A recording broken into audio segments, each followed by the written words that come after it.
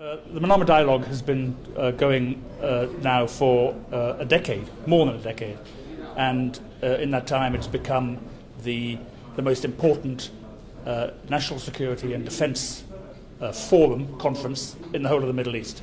There are other conferences that are held, but most of them are actually modelled on the Manama Dialogue. This year, of course, is, I like to think, even more important than previous years. That's not just because I've just joined the IISS. I joined in January. I was ambassador in Saudi Arabia before that.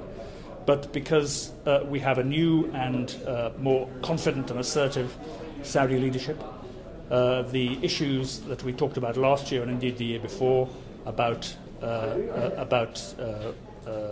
terrorism, extremism, conflict, but also about the positive things that are happening in the region are more urgent now this year than they have ever been. I think we've seen this with what's happened in Syria and Iraq. We're seeing it with what's happening in Yemen, and of course we're seeing it with the increasing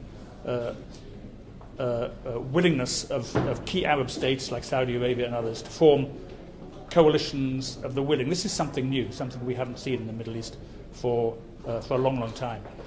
So the sort of issues we're going to be talking about at the Manama Dialogue this year, and the sort of people who we hope will come and discuss this, the most senior levels in government in the Middle East, the Gulf, or Europe, and of course the United States and elsewhere, make this a fantastic opportunity to take stock of where we are and think about the future and what we do about the future. And in the end, the Manama Dialogue is about not just discussing things, but it's about finding new ways of doing things and identifying solutions to problems, not just identifying the problems themselves. So I'm very excited about this.